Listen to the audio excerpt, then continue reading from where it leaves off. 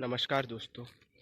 दोस्तों, इमेजिनेशन मतलब हम लोग जो सोच सकते हैं काल्पनिक तौर पे, वो चीज़ इंसानों को बाकी जानवर से अलग बनाता है। इमेजिनेशंस के कारण ही इंसानों ने अभी तक जितने भी इन्वेंशंस किए, सब इमेजिनेशन के दम पे। इमेजिनेशन पावर सबके पास होता है, बस हम लोग को उसको सही से इस्तेमाल करना आना चाहिए। कोई कोई लोग इतना छोटा इमेजिनेट करते हैं और जब उसको पा लेते तो वो उसी से खुश हो जाते हैं। लेकिन बहुत जन होते हैं जिनका इमेजिनेशन इतना बड़ा होता है कि उसके लिए वो अपने आप को भी सैक्रिफाइस कर देते हैं, अपने सोसाइटी को अपलिफ्ट करने के लिए। तो वो एक अलग इमेजिनेशन है। दोस्तों, हम सब ने कभी ना कभी अपनी ज़िंदगी में कुछ ना कुछ इमेजिनेशन किया होगा। हम लोग ने जो इमेजिनेशन किया होगा वो पूरा हुआ कि नहीं, वो इसके ऊपर डिपेंड करता है कि हम लोग ने क्या इमेजिनेट किया और हम उस इमेजिनेशन को पूरा करने के लिए कितना ज़्यादा अपना डेडिकेशन उस पे दिए। दुनिया में आज तक जो भी इन्वेंशंस हुए हैं, जो भी आविष्कार या फिर खोज किए गए हैं, उन सब के पीछे कोई ना कोई इमेजिनेशन था। कुछ पाने के लिए, कुछ करने के लिए इच्छा था। इमेजिनेशन ही एक ऐसा चीज़ है जो इंसानों को और बाकी जानवरों को अलग बनाता है। इंसानों ने इमेजिनेशन के दम पे ऐसे ऐसे इन्वेंशंस किए जिससे जो प्लैनेट के सबसे ताकतवर जानवर है वो भी इंसान के काबू में रहता है। लेकिन वहीं अगर हम लोग इमेजिनेशन ही छोटा करने लगे और जब वो इमेजिनेशन पूरे हो जाए, तब हम लोग अपना ग्रोथ को स्टॉप कर देते खुद ब खुद। इसलिए हम लोग को इमेजिनेशन थोड़ा बड़ा करना चाहिए, ताकि हम लोग अपना मतलब लाइफ उसको पूरा करने में लगा दे। जैसे कि बहुत सारे लोगों को वो मिल जाता है जो वो पाना चाहते हैं, लेकिन जो वो पाना चाहते हैं वो इतना ज़्यादा छोटा होता है कि वो उसके सामने वो जितना करते हैं वो बड़ा हो जाता है। मतलब आप ये समझिए कि लोगों को जो चाहिए होता है वही उनका इतना छोटा गोल रहता है कि जब वो उसको पा जाते हैं तो आराम से खुश हो जाते हैं। ऐसे बहुत सारे लोग हैं जिन्होंने अपने इमेजिनेशंस के दम पे अपने ऑड सिचुएशंस को छोड़कर आगे बढ़े। जैसे कि आपको मैं एक एग्जांपल दूँ तो हंगेरी के एक शूटर थे जिनका नाम था कैरली टैकक्स। कैरली टैकक्स अपने जो नेशन होता है उसमें उन्होंने सारे जो हाईएस्ट मेडल होते शूटिंग को लेकर वो सारे जीत चुके थे। और उनका नेक्स्ट गोल था कि वो ओलंपिक में हंगेरी को रिप्रेजेंट करे और गोल्ड जीते। तो वो बहुत ज़्यादा मेहनत के साथ अपना प्रैक्टिस करते थे। तो वो आर्मी में भी थे प्लस वो शूटिंग भी करते थे। तो एक बार हुआ ये था कि 1939 में उन्होंने एक ग्रेनेड फेंका था अपने राइट हैंड से जिससे वो शूटिंग करते थे। लेकिन ग्रेनेड बीच रास्ते में ही ब्लास्ट हो गया और उससे उनका राइट हैंड इंजर्ड हो गया। तो इसके कारण उनका राइट हैंड को हटाना पड़ा। तो ये एक, आप कह सकते हैं, उनके पास एक बहाना था कि वो अब शूटिंग नहीं करेंगे और वो शूटिंग से भी क्विट कर लेते थे। लेकिन नहीं, उन्होंने अपने बाएं हाथ को पूरा 1 साल तक इतना ज़्यादा ट्रेंड किया बाएं हाथ से खुद को कि उन्होंने नेक्स्ट जो उनका नेशनल इवेंट था उनके कंट्री में शूटिंग को लेकर, उसमें जब वो गए थे तो सारे जो पार्टिसिपेंट्स थे वो उनको कहने लगे कि ये अच्छे स्पोर्ट्समैन है जो उनका हौसला बढ़ाने के लिए आए हैं। लेकिन वो सबको ये पता नहीं था कि कैरली टैकक्स 1 साल तक पूरा मेहनत किए थे अपने लेफ्ट हैंड से वो शूटिंग जीतने के लिए।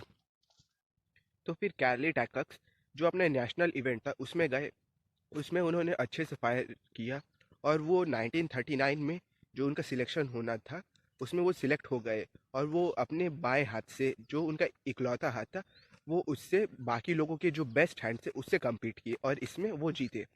और उनका जो नेशनल इवेंट था उसमें उनका सिलेक्शन हो गया।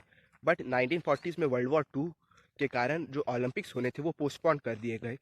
फिर कैरल टैकक्स ने हार नहीं माना, वो पूरे लगन से अपने बाएं हाथ से और प्रैक्टिस करने लगे और प्रैक्टिस करने लगे। फिर उस वैसे करते करते 1943 में भी उन्होंने अपना जो देश का नेशनल पिस्टल कंपटीशन था वो जीत गए।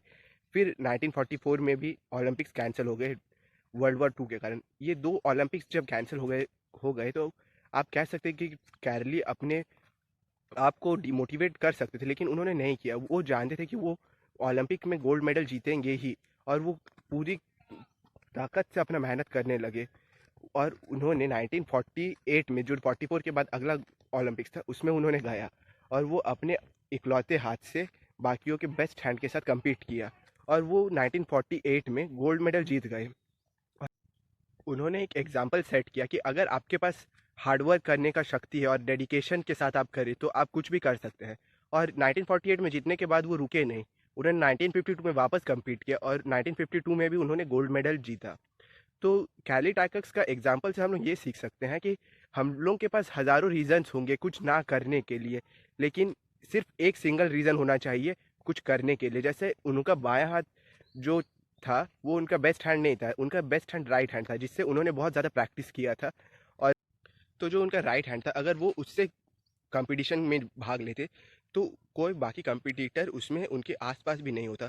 बट उनका फॉर्चून ऐसा नहीं था, उन्होंने अपना राइट हैंड खो दिया और इसी के साथ वो चाहते तो खुद टूट सकते थे अंदर से। और जो उनका शूटिंग का था इमेजिनेशन कि वो ओलंपिक में गोल्ड जीते, वो उसी पल वहाँ पे ड्रॉप कर सकते थे, पर नहीं, उन्होंने उनके पास जो दूसरा विकल्प था अपना लेफ्ट हैंड, उससे उन्होंने पूरा प्रैक्टिस किया और इस लेफ्ट हैंड से उन्होंने बाकियों के बेस्ट हैंड के साथ कम्पीट किया और उन्होंने अपना जो मेहनत था उसको ज़ाया होने नहीं दिया। कार्ली ने जब अपना हाथ खोया था तो तब उनका उम्र था 28 ईयर्स, और 2 साल जब ओलंपिक रुका उसके बाद जब उन्होंने वापस ओलंपिक में गए तब उनका उम्र हो गया 38। और ओलंपिक्स में जो जितना ज़्यादा यंग होता है उसको ज़्यादा एडवांटेज होता है एज़ कम्पेयर टू जो ज़्यादा ओल्ड हो गए हैं। तो कार्ली का एग्जाम्पल से हम लोग ये सीख सकते हैं कि इंसानों के पास डेडिकेशन से अगर वो कोई काम को करना चाहे तो कोई भी उसको रोक नहीं सकता है।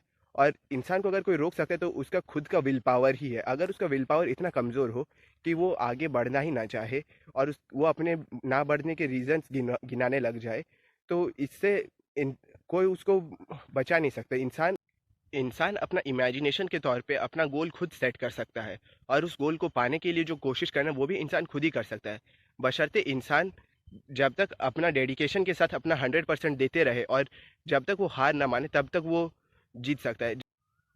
तो इसी के साथ ये वाला वीडियो एंड करता हूँ।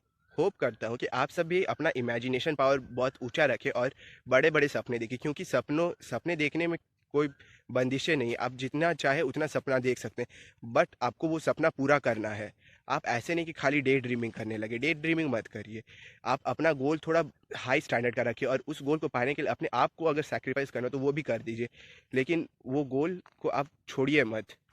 तो इसी के साथ ये वीडियो एंड करता हूँ।